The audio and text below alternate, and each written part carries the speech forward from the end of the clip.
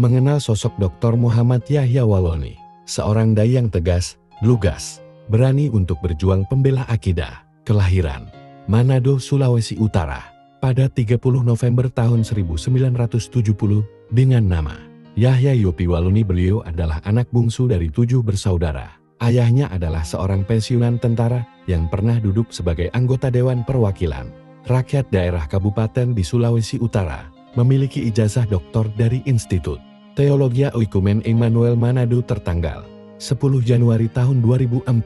Beliau mantan pendeta, perjalanan panjang menuju hidayah, dan akhirnya beliau dan istrinya bersyahadat Islam pada 11 Oktober tahun 2006, meninggalkan jabatan kependetaan dan dosen bersyahadat bimbingan Komarudin Sofa, Sekretaris Pimpinan Cabang Nahdlatul Ulama Toli-Toli, Sulawesi Tengah.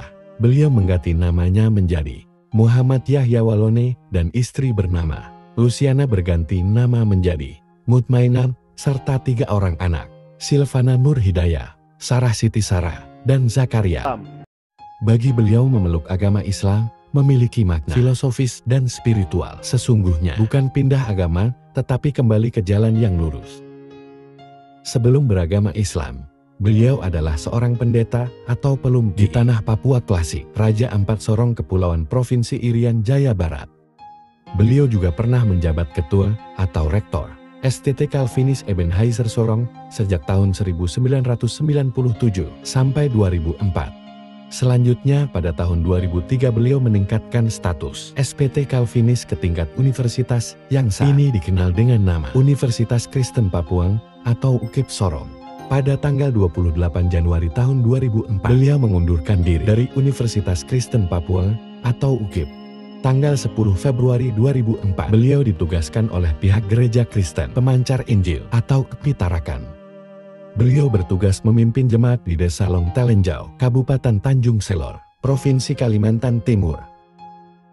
Di samping tugas kependetaan, beliau sempat mengabdikan diri sebagai dosen di Universitas Balikpapan atau Uniba tahun 2005 hingga tahun 2006. Beliau menyelesaikan studi S1 Teologi di SPT Calvinis Ebenezer Manado tahun 1956. 2000 menyelesaikan studi S2 Teologi dan program S3 Filsafat di Institut Teologi Oikumen Immanuel Manado 2004. Ketika masih menjadi pendeta, beliau sangat digemari oleh para jemaat Kristen dalam hal berkhotbah, baik di Papua, Manado, Balikpapan, Tarakan, dan lain-lain.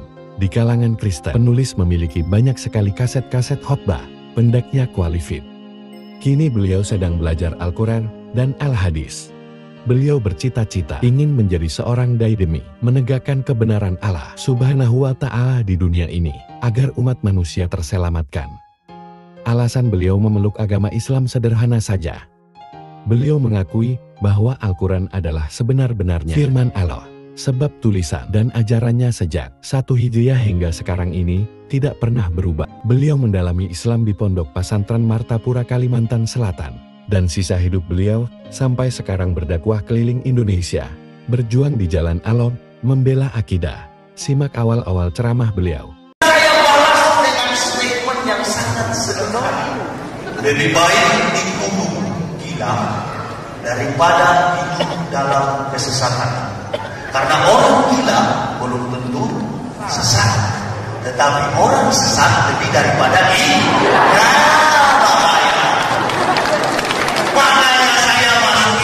Sebelum lanjut jangan lupa like, subscribe, share, dan tekan lonceng. Bismillahirrahmanirrahim. La tajidanna asrana salawatan lillahi al-'amalu lahu wa la shinasakum wa la tajidanna aqrabahum mawadatan lillahi al-'amalu allazina qalu idza nasra.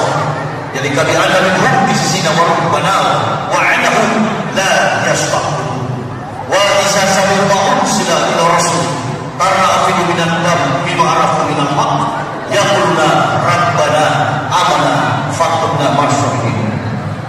Qul amana billahi wa ma ursila ilayna wa ma ursila ila Ibrahim wa Ismail wa Ishaq wa Yaqub wal asbaqi wa ma utiya Musa wa Isa wa ma utiya nabiyyuna min rabbihim la nufarriqu wa ila ahadin minhum wa nahnu lahu muslimun. Qul ya ayyuhal kitabu ta'ala ila kalimatin sawa'in bainana wa bainakum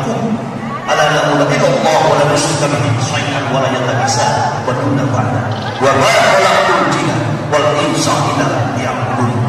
Hadirin yang dimuliakan rahimahullah, yang saya hormati Bapak Gubernur atau yang mewakili Bapak Wakil Wali Kota, pengurus masjid,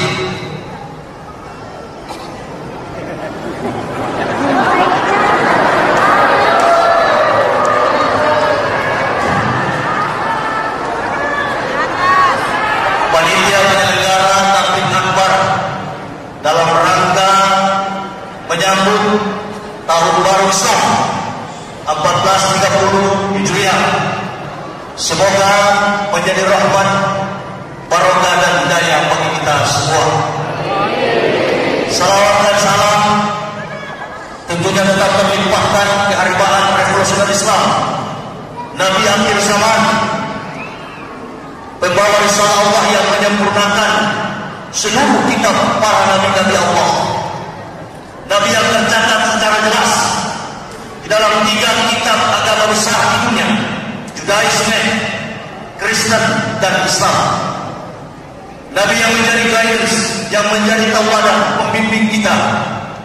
Nabi yang menjadi contoh dalam akhlak dan moralitas hidup baginda Rasulullah Muhammad SAW. Saudara-saudaraku yang dirahmati Allah, ketika kita berada bersama-sama berkumpul di tempat yang mulia ini, di rumah Allah ini, di masjid ini, tentunya kita tidak melihat figur. Kita datang dengan meluangkan waktu kita, memfokuskan perhatian masjid waktu, kemudian datang dengan segala komitmen dan konsistensi hidup. Tidak lain tujuan kita adalah untuk mencari ridha dari Allah Subhanahu wa Ta'ala. Saya sebagai pribadi datang dari Bandung, bukan dari Banjarmasin ke sini itu baru setengah perjalanan saya.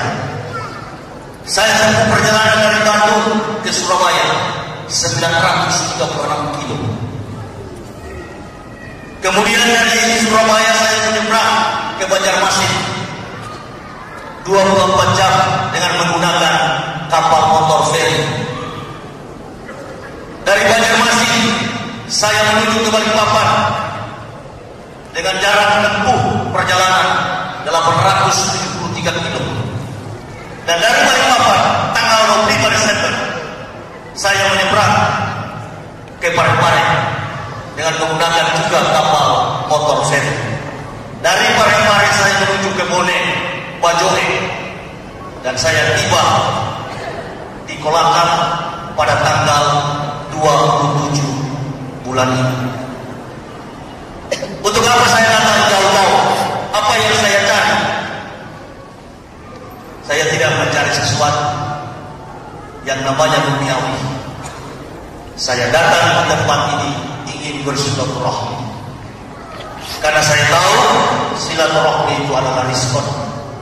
Silaturahmi itu adalah berkah, adalah rezeki. Dan kenapa saya harus bersikeras datang?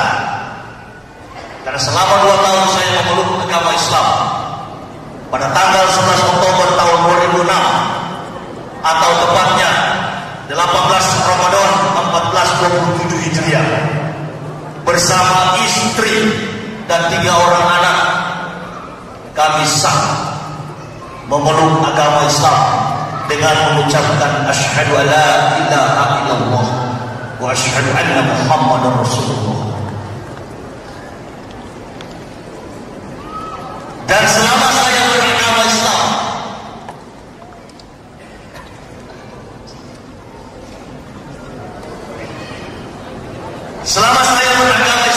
kurang lebih 2 tahun, saya tidak pernah berhenti berbicara tentang kebenaran Islam. Saya tidak hanya berbicara secara tertutup. Saya tidak seperti pengecut-pengecut yang dari Islam kemudian murtad memeluk agama lain.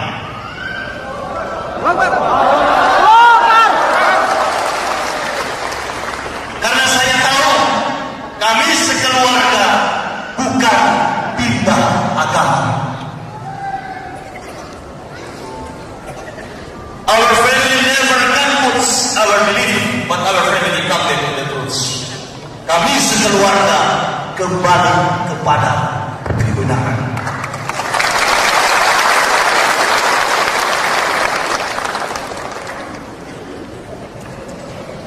Kami mendapatkan bahwa kebenaran itu hanya ada di dalam Islam.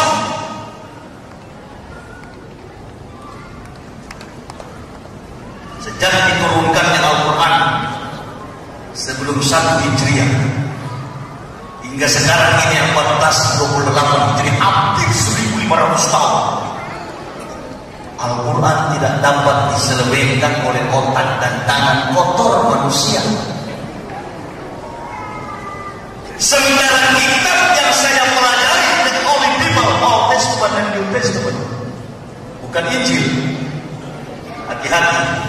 Makanya saya suka ceramah kemana-mana, karena orang Indonesia, baik yang Muslim maupun Kristen, menganggap bahwa kitab suci orang Kristen adalah Injil.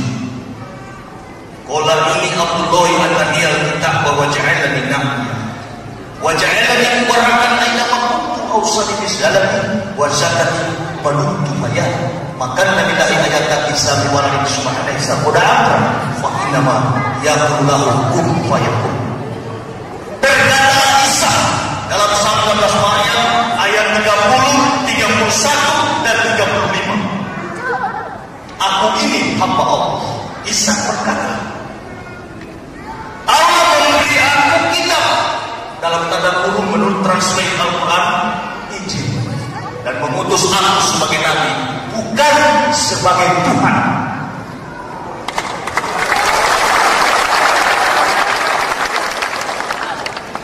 Kalau ada satu ayat di dalam Bible yang mengatakan Yesus itu adalah Tuhan, hari ini juga saya kembali ke agama Kristen.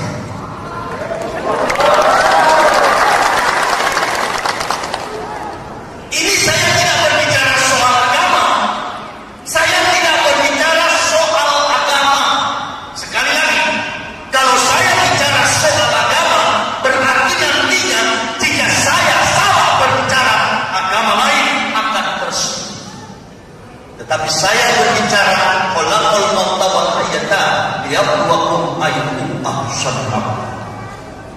Allah melihat dari arasnya yang maha tinggi, Allah al-Alim, apa yang dikerjakan oleh manusia, amal apa yang kita bawa selama di dunia. Nah, kalau bicara tentang humans, bicara tentang Islam, sangat relevan sekali dengan yang namanya manusia.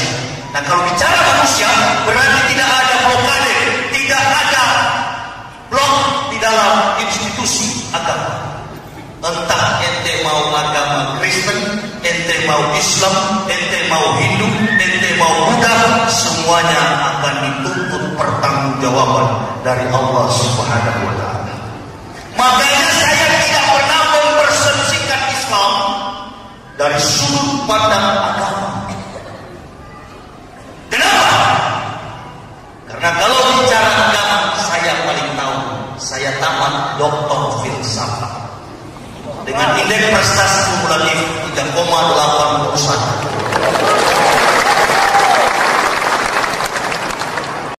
Teman-teman lama, para pendeta di Indonesia di tingkat pusat Jakarta, ayo kita berbicara tentang ihdinas siratal mustaqim.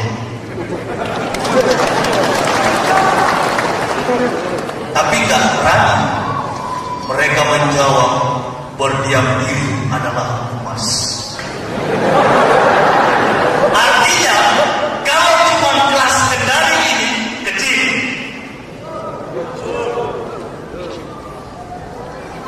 datang William Smith, the World of Church, Sekjen Dewan Gereja Dunia, saya siap menantang.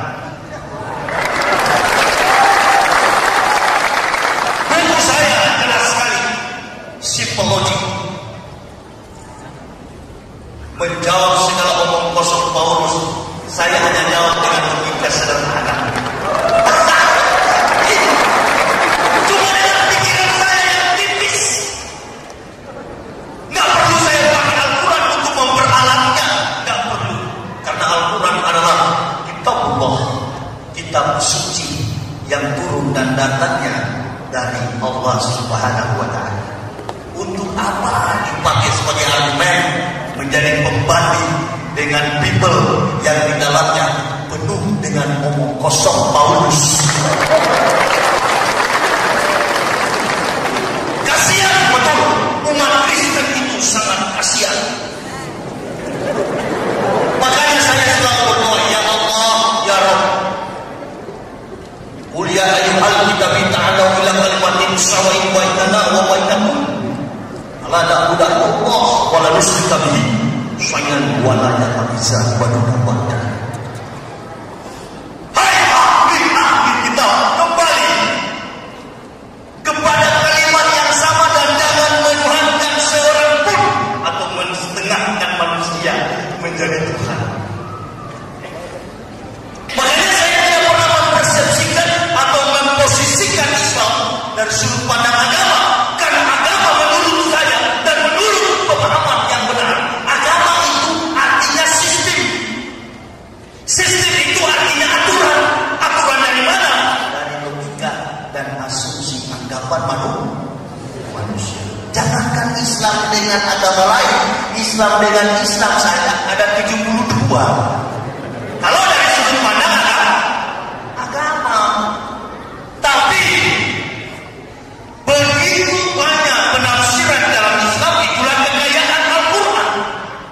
Kecuali sudah tidak mengucapkan asyhadu an la ilaha illallah wa asyhadu anna Muhammadar Rasulullah, itu bukan Islam.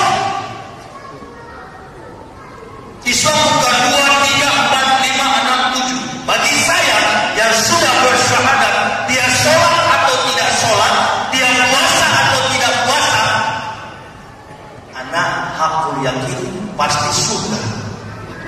Pasti surga, yakin saya. Lalu yang tak sholat di luar masjid sana bilang, bagus betul nih mu'alaf saya. Beda. Yang sholat langsung, yang tidak sholat mampir ente dulu. Ente sudah benjol-benjol, ente sudah bawa belur, ente lumpuh dulu baru ente sampai. Nah sekarang tinggal pilih, wama khalaqul jinna wal insa illa liya'budun. Tidaklah Allah menciptakan jin dan manusia kecuali sujud menyembah kepada Allah. Lalu toleransi adil. Wah, di Manado saya baru pulang dari Manado 2 bulan lalu. Ada simbolisasi, ada statement, ada slogan di Manado yang berbunyi begini: Kitorang semua pasukan. Kebetulan anak lahir di Manado 30 November tahun 1970 saya lahir. Ditakdirkan sebagai pendeta tahun 90. Dipecat dari pendeta tahun 2006. Walaupun 16 tahun, hanya 16 tahun sempat jadi pendeta, dan pada ente nggak pernah jadi pendeta.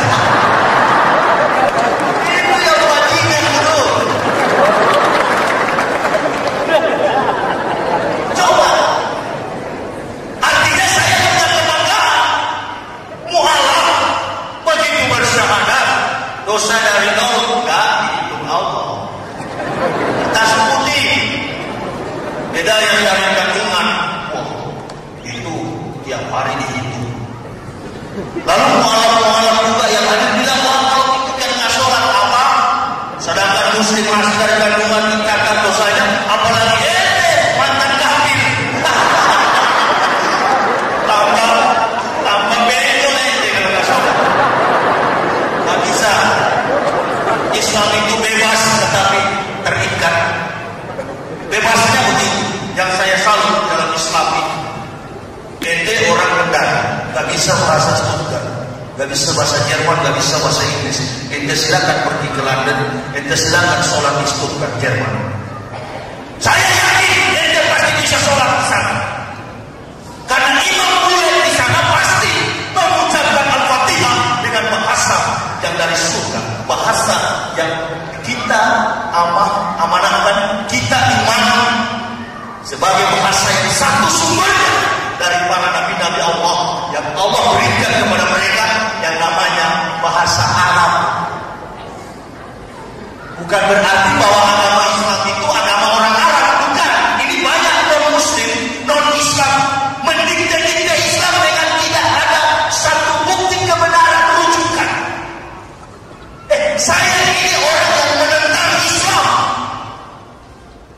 Lihat orang berjenggot, saya bermatematika dengan logika yang kotor. Ini komplotan teroris di Indonesia. Coba. Kalau saya lihat orang pakai ustaz pakai sorban, saya katakan, nih, taplak meja dari mana dia cari? Benar, dari Allah.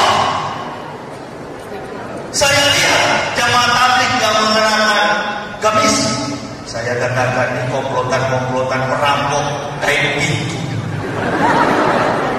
Memang saya bacanya dulu.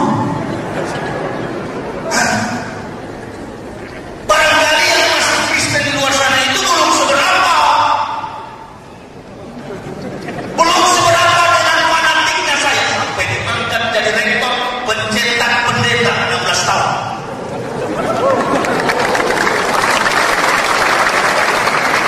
Makanya waktu saya masuk Islam, mau tahu, seluruh umat Kristen bilang, oh itu pendeta gila.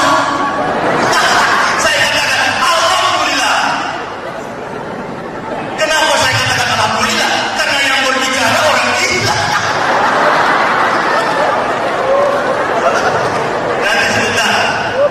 Nanti sebentar saya buktikan bahwa memang saya tidak gila.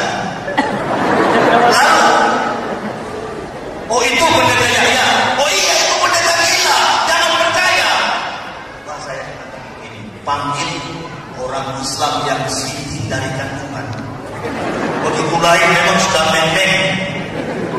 Dan panggil profesor, doktor, pendeta yang Kristen.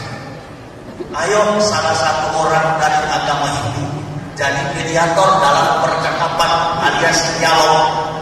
Bertamu ke rumah si profesor dokter. Nah, di dalam rumah-rumah orang Kristen pasti ada salib Yesus Kristus. Lalu si Hindu bertanya, Siti, yang Muslim, di mana Tuhan? Pasti si Muslim yang Siti bilang di atas. Allah Al-Ali, Allah Maha Tinggi. Nah, lalu pertanyaan ini ditanyakan lagi, diajukan lagi oleh si Hindu sama profesor dokter yang pendeta tadi. Kebetulan di rumahnya pendeta. Mana Tuhan pendeta? Maka pendeta tunjuk itu yang tinggi-tinggi. Siapa yang gila? Ayo, siapa yang gila? Saya tidak gila. Dan saya balas dengan statement yang sangat sederhana. Lebih baik dituduh gila daripada hidup dalam kesesatan. Karena orang gila belum tentu sesat, tetapi orang sesat lebih daripada gila. Bahaya. Makanya saya masuk Islam bukan gila. Saya masuk Islam, saya baru sembuh dari sini. Kalau sama. Itu dia, enak sekali Islam ini, Masya Allah. Walaupun cuma 2 rakaat sujud damai. Apa sih saya mau cari di Islam? Tidak ada. Di Kristen gaji saya besar. Apa yang saya mau cari di dalam Islam? Cuma satu. Walau ana ahlal kitabi amanu wa taqaw la kafarna anhum sayyi'atihim wa la adkhalnahum jannatin na'im. Sekiranya ahli kita mau beriman, bertakwa kepada kami, kata Allah, maka kami hapuskan kesalahan-kesalahan mereka dan menempatkan mereka pada surga-surga yang penuh kenikmatan. Jangan tepuk tangan, ini bukan gereja Pantai Kosta. Dengar. Jangan tepuk tangan, ini bukan gereja Pantai Kosta, ini bukan kampanye. Dengar kemarin.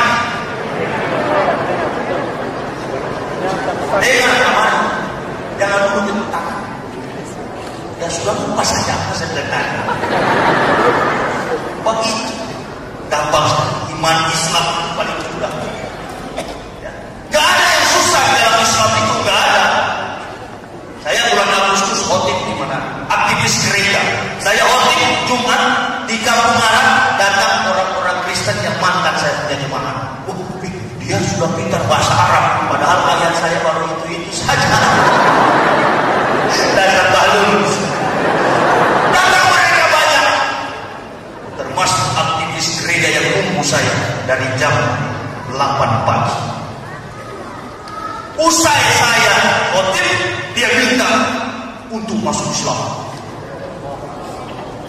63 orang di Manado itu baru 2000 lebih sudah diislamkan.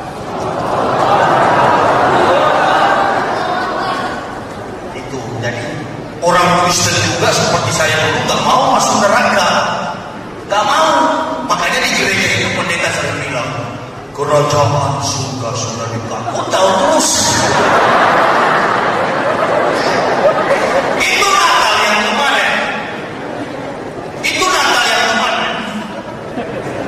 Di buku saya ini jelas. Dan buku saya ini untuk umum. The best seller. Di Indonesia ini yang membeli bukan cuma orang Islam. Enggak. Justru sasarannya ke umat Kristen. Jadi kalau ada yang nanti membelinya, tolong dikasih kepada saudara-saudara sebangsa setanah air yang Kristen, dikasih suruh dia baca. Ya memang begitu, tapi saya bukan Yusuf Roni. Yusuf Roni itu mengaku mantan kiai lalu menipu orang Kristen. Dia mengaku mantan kiai duri MTQ Musabakat Babakan Quran. Setelah berdebat di Surabaya, jangankan baca Quran, Yusuf Roni dalam mengucapkan Al-Fatihah sangat ganjal. Ihdinas siratal mustaqim. Yusuf Roni mengucapkan ihdinas siratal mustaqim. Menyebut sudah salah. Nah, hati-hati. Jangan coba-coba memfitnah-fitnah Islam dengan tidak ada rujukan teori yang benar. Ada juga saya dengar statement, oh orang Islam itu suka sembah batu Ka'bah. Saya pernah fitnah begitu waktu saya Kristen. Setelah saya masuk Islam, Masya Allah, astagfirullah, ya Allah, saya sudah salah. Jangankan batu, ente sementara sholat saja masih terbayang wajah Yesus, ente dosa. Coba tanya teman-teman kafir. Sudahlah, segala sesuatu harus dikaji dalam seni pembentukan aksiologi, etika, logika, estetika. Coba dari sudut etika. Di mana ada orang Kristen berkumpul pasti cap tikus, makan anjing, makan babi. Padahal dalam kitab Imamat pasal 11 tidak boleh makan babi. Dia satu. Saya pakai bahasa Spanyol sedikit, karena saya tahu juga di sini masih keturunan Lisabon. RW kan? Iya, saya tidak makan dulu. Loh, kenapa saya malu-malu? Ini kebenaran. Tapi coba lihat kalau umat Islam berkumpul di satu tempat, tanya, wah pasti habis sholat. Kumpul pasti di tengah-tengah kopi. Gak pernah sore orang Islam itu bawa-bawa. Enggak. Makanya kalau ada bilang, oh eskalasi konflik, perang Poso, perang Ambon, perang Maluku, tidak ada perang agama. Tidak ada. Tetapi agama dijadikan sebagai kuda tunggangan untuk mencapai isu-isu politik. Makanya jangan mau direkayasa oleh politik. Ini yang penting digarisbawahi. Jadi tidak ada perang agama, itu hanya karena pengaruh politik. Dan kita sebagai umat Islam tetap menunjukkan tadi, ada simak nggak pesannya kambing agama tadi? Mengislamisasikan diri, self-realization, God-realization. Kesadaran pribadi mencapai kesadaran kepada Tuhan Allah Subhanahu wa Ta'ala. Tuhan Yesus. Oh, lucu sekali. Begini. Supaya kita semua tidak bingung agama lain, saya mau tanya, siapa yang simpan foto Nabi Muhammad? Jangan ketawa. Angkat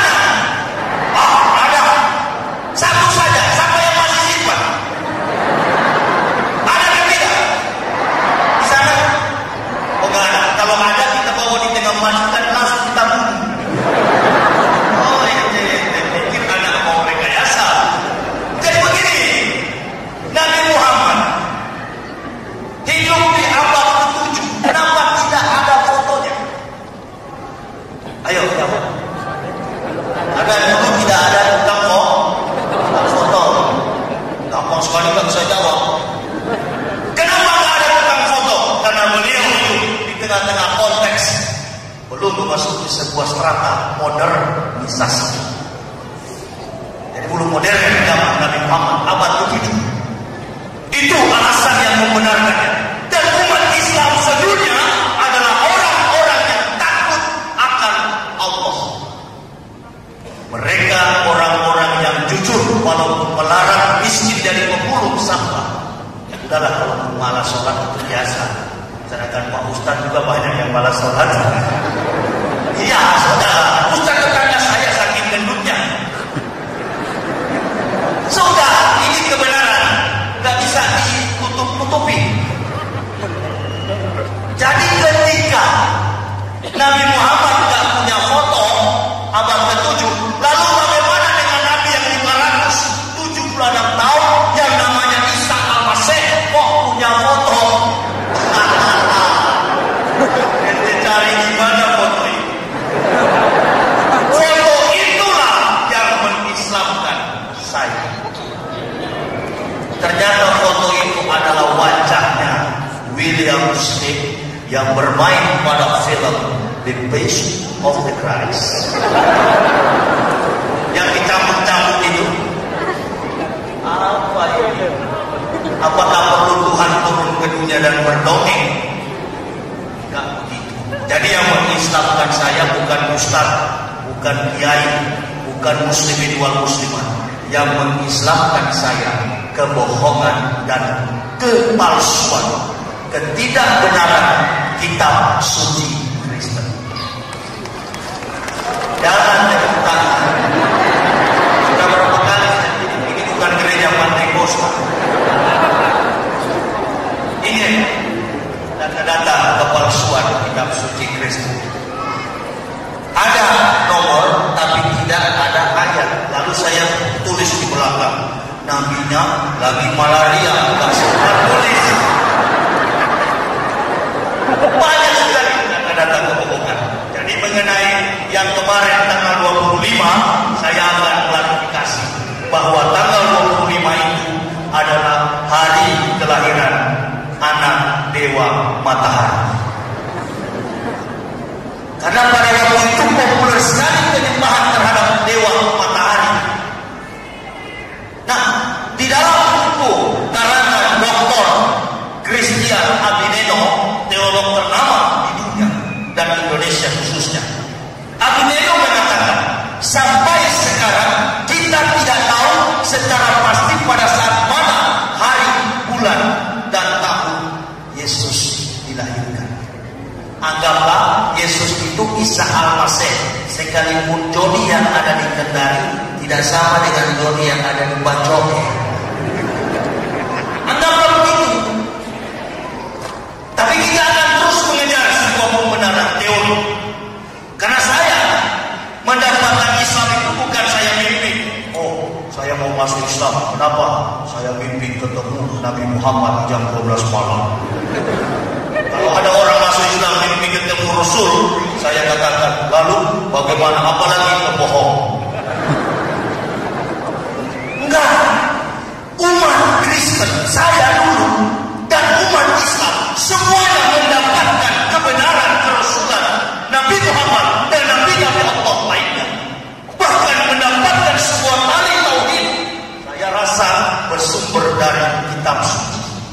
Nah, dalam prinsip ilmiah, dalam sebuah scientific ilmu pengetahuan, bahwa teori salah tidak mungkin praktek menjadi benar. Makanya kalau orang mendapatkan sarjana, perlu ada kuliah kerja nyata untuk membuktikan teori yang saya pelajari tadi benar atau tidak. Nah, kalau kita lihat teori yang benar dari mana? Jangankan teori salah, teori sudah benar saja seringkali manusia sulit menjalankan praktek dengan baik. Coba perhatikan. Hayya 'alas salah, hayya 'alas salah. Mas duduk merokok di pinggir masjid. Yang undang-undang itu sholat. Saya lihat banyak sekali aneh waktu saya beragama Islam. Semangat saya menjalankan Islam karena saya tahu setiap ibadah di dalam agama Islam mengandung nilai. Nilai apa? Nilai berkah di dunia dan akhirat. Kalau di Kristen enggak waktu saya di Kristen. Seperti perjamuan suci. Inilah roti sebagai tubuh Kristus. Astagfirullahaladzim. Makanlah roti beli sama Allah yang kafir. Roti Injil, roti tawar di Cina digambarkan sebagai tubuh Tuhanku tempo dulu. Apa bukan pekerjaan gila semua ini? Habis makan roti ini kebenaran, saya tidak peduli, biar mati. Setelah habis makan roti, makanlah ini. Dia telah mati karena dosa-dosa kamu, saya tidak. Makanya, kalau ada orang Kristen, cepat ente masuk Islam. Karena ente tahu ada pendeta ente masuk surga, ente tidak. Kalau di Islam, tidak ada juru selamat. Cari selamat masing-masing. Makanya di Islam itu mudah disalahkan, tetapi nggak bisa dikalahkan.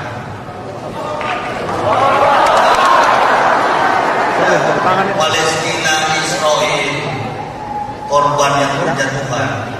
Naum Goldman pernah mengatakan bahwa tidak akan bertahan Yahudi menghadapi musuh-musuh Arab. Saudara-saudara tidak usah khawatir. Islam ini seperti Popeye the Sailor Man. Pernah nonton film Popeye, animasi Popeye? Coba lihat Popeye, lutus hajar dari awal sampai pertengahan. Tapi begitu dia minum bayar, wah, langsung kuat.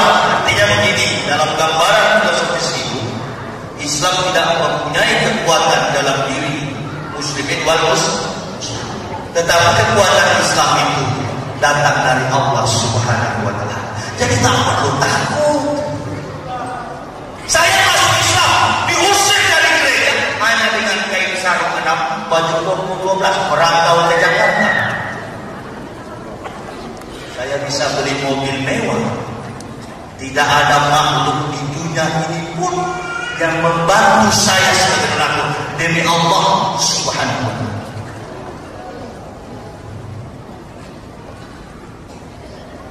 Saya istiqomah di jalan Allah. Ya Allah, ya Rabbi.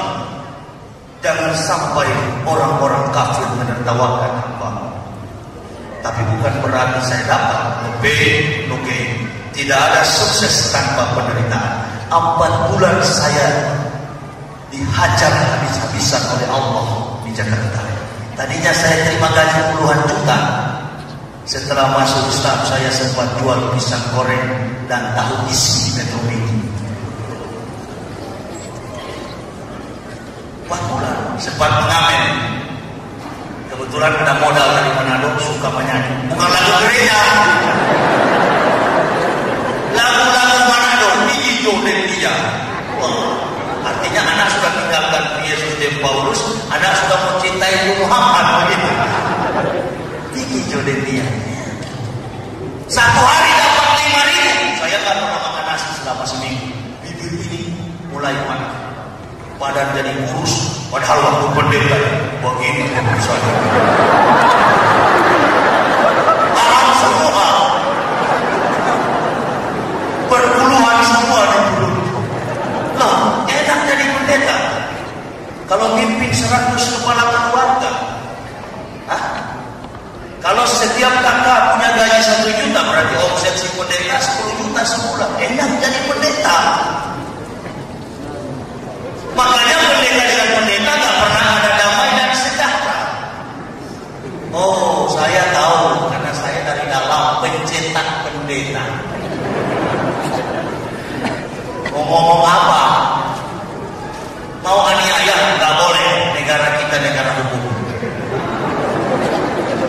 Saya tidak minta pembelaan kepada umat. Saya mujahidin. Bom saya lebih keras dari Ambrosi. Ambrosi yang kecil begini saja pemberani, apalagi saya lebih besar dari Ambrosi. Jangan harap sejengkal pun saya tidak mundur kalau yang namanya kebenaran. Makanya sopir 5 orang yang ikut saya semuanya pada pulang. Cerita di Bandung, aduh, nggak tahan ikut Ustaz Yahya. Kenapa? Wah, lewat Poso, dia ceramah di Pendolo, Baitur Rahman Poso. Padahal bukan kami dibunuh. Orang Manado 3 orang masuk Islam di Poso. Nggak perlu. Kalau orang merasa tersinggung, kita bicara tentang kematian dan hidup manusia. Apa tugas dan tanggung jawab utama selaku makhluk yang diberi akal budi oleh Allah? Apa tugas kita? Menyembah kepada Allah. Pak Gubernur harus sujud menyembah kepada Allah. Pak Wali Kota harus sujud. Pak Imam apalagi. Pak Camat, walaupun calon, kita semua ini akan olakul mauta, akan mati. Camat semua kita ini, calon mati semua. Di luar sana Hindu, Buddha, Kristen, apapun agama yang ada di dunia, tetap semuanya bermerek Islam. Nah makanya kalau orang dari agama non-Islam masuk Islam, bukan pindah agama, kembali kepada fitrah. Oh, jadi kayak tukul saya, kembali kepada top. Malah dilarang ini acara buat mata ya. Begitu, bukan pindah agama. Makanya kalau ada mualaf-mualaf yang kendari di mana-mana, biarlah kita dituduh Yudas Iskariot pengkhianat. Jadi orang Kristen itu nggak punya ilmu sama sekali. Pendeta kalau sudah pintar sekali di Kristen, pasti hati-hati, sudah mulai dekat dengan isi. Nah ini bagus sekali, betul-betul hebat sohib satu ini. Tapi umat Islam yang jauh dari majelis taklim, umat Islam yang jauh dari sholat, umat Islam yang jauh dari zikir, umat Islam yang jauh dengan persatuan sesama muslim akan dekat dengan kekafiran. Nah, itulah strategi walantarna adkal yahudu walana sorhata tatabiyahudan. Dia tidak akan senang. Dan waktu saya Kristen, orang Kristen itu gak mau kalah. Padahal kasihan gak punya ilmu. Ilmunya cuma satu, masuk gereja isi derma pulang. Makanya saya diislami dari sisi etika kuat, saya hebat sekali Islam. Kalau saya ceramah, ibu-ibu di belakang itu biar oma-oma tetap cantik karena bercahaya pakai jilbab. Waktu saya di Kristen, kebetulan saya tugas diri ya. Astagfirullah. Mana yang cantik? Monyet sampo di bawah. Loh memang hitam. Sudah hitam begitu kafir juga. Masya Allah. Sudah kafir begitu ada lagi orang Islam pakai jilbab. Coba itu. Nah, ini perlu keberanian. Negara kita ini diperdekakan dengan statement Allahu Akbar. Kebetulan Jainuddin Emsyad sudah pensiun. Agin sudah pensiun, ini yang ganti Muhammad yang kolon. Insya Allah. Gak ada cerita. Jangan kompromi. Di mana dong kita orang sama saudara. Anak ceramah kata saya katakan, bagaimana saudara? Ente tidak mau cebok, anak cebok. Bahasa orang Sulawesi kan begitu. Kalau di Jawa ya saya agak kalah. Ente sunat, anak tidak sunat. Yesus disunat, orang Kristen tidak sunat. Jadi semua yang orang Kristen ikut dan saya ikut itu adalah ajarannya Paulus, bukan ajaran Nabi Isa alaihissalam. Ajaran Nabi Isa alaihissalam, ya inilah yang kita lakukan. Wajahnya dibarakan dinama kuntu awsani bisalati wa syahati manutu hayat. Karena tidak ayat Isa biwaladi subhani sabra amra fa inna ma yaqulu kun fayakun. Isa berkata, kemanapun aku pergi, kata Isa al-Masih, aku diberkahi oleh Allah. Allah memerintahkan aku untuk mendirikan salat, ausani bisalati wa zakati, menunaikan zakat. Dia menuntun aku seumur hidup. Lalu Isa berkata bahwa Tuhan Maha Suci Allah, Dia tidak pernah berantakan dan tidak diperanakan. Maha Suci Allah, Segala sesuatu yang dijadikannya cukuplah hanya dengan berkata jadilah, maka jadilah, kun fayakun. Nah, di dalam Bible juga itu walaupun ngomong kosong Paulus, coba saudara cari kalau ada Yesus ngaku Tuhan. 95% perjanjian baru itu ngomong kosong dan tahyul Paulus. 5% itu masih sama dengan Al-Quran. Perjanjian lama 30% sama dengan Al-Quran, 70% domain Yahudi. Jadi apakah ini disebut firman Tuhan? Enggak begitu. Firman Opa Paulus yang paling tepat. Makanya di buku saya katakan Opa Paulus. Paulus ini tidak tahu apa di sorga bukan. Karena begini, di Paulus ini yang menuhankan Isa Al-Masih. Jadi ceritanya begini, dalam catatan sejarah Tuhan menciptakan alam semesta dan manusia, ya. Tapi tidak pernah tercatat dalam sejarah bahwa Tuhan menciptakan Tuhan. Ada nggak?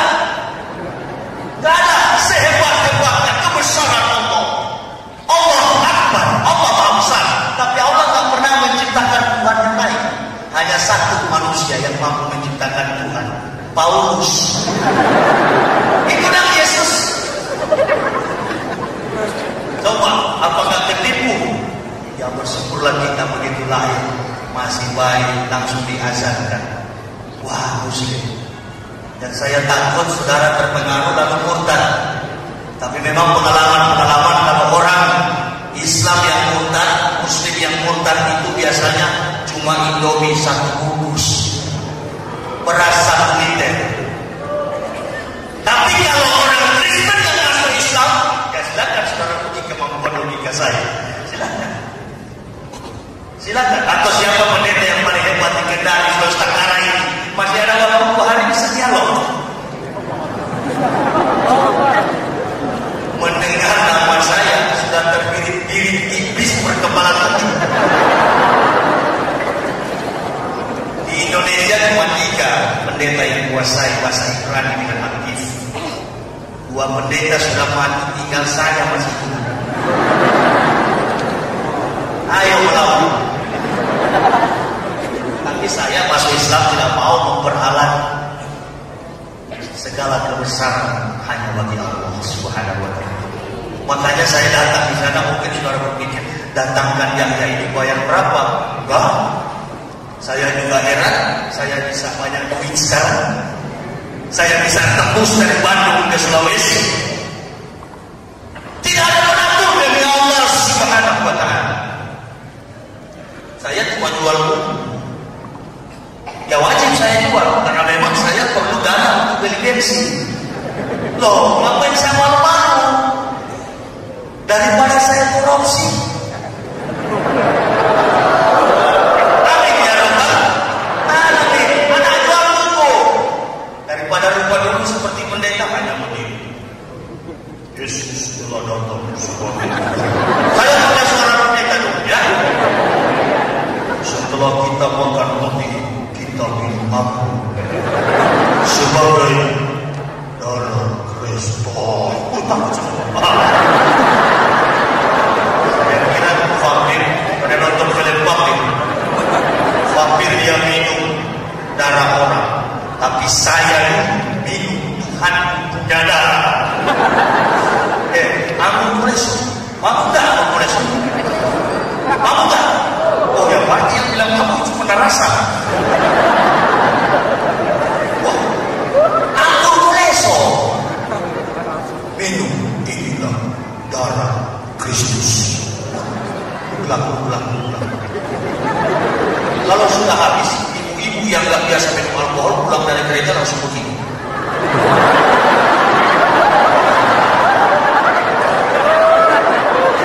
Jangan tepuk tangan.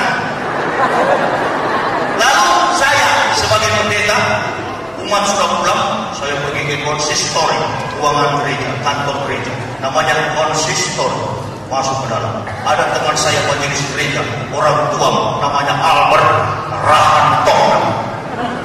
Mr. Albert, you come here. Oke, Tuhan. Ada apa? Berapa botol yang sisa ini? Tapi saya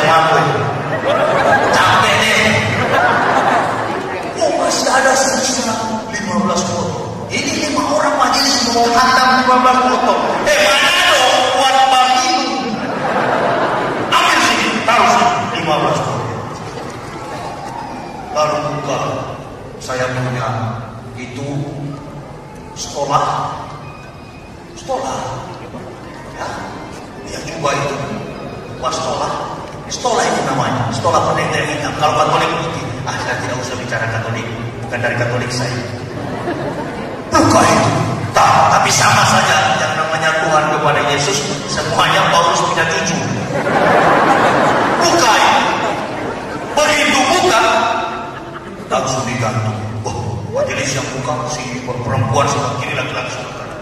Tuhan, tolong angkat tangan kanan. Bukan sembarang buka itu. Begitu saya masuk Islam, saya ingat kurang ajar.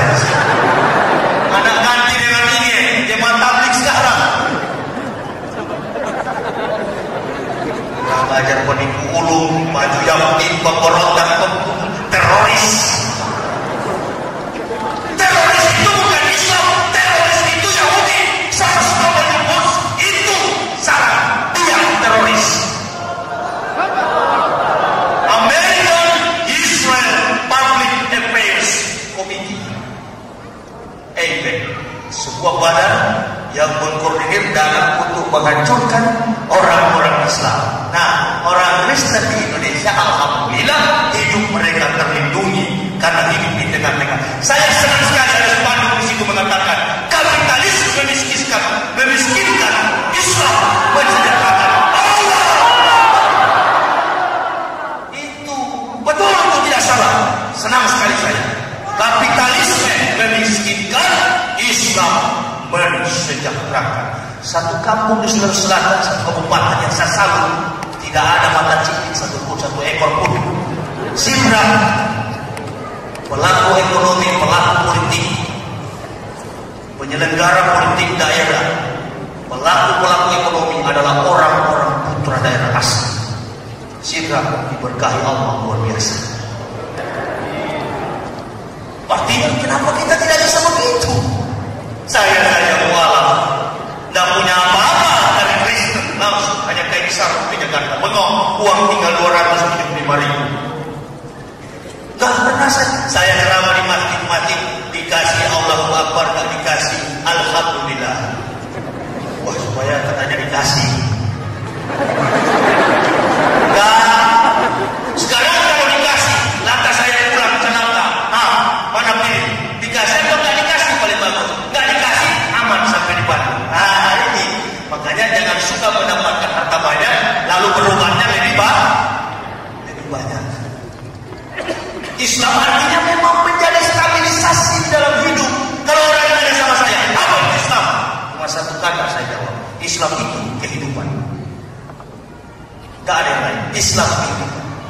Jadi kalau orang bilang teroris itu gak betul, gak.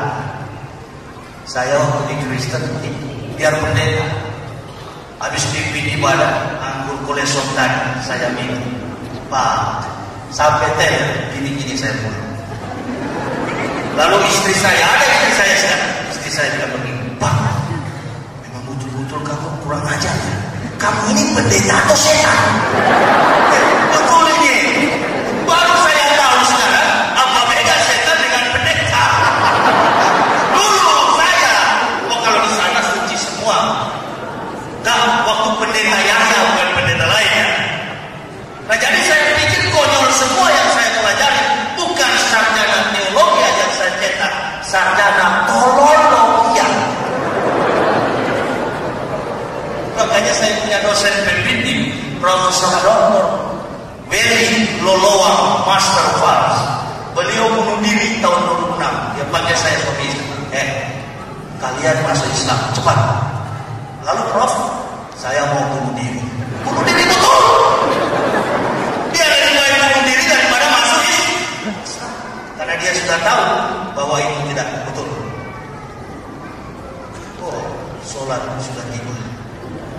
Jadi untuk menjiwai pikiran saya selanjutnya, silakan ada buku saya. 2 judul. Siapa yang berminat ada di mobil saya di belakang masjid, bisa menghubungi langsung. Ya, tapi nanti usai kita berzikir, kita sholat.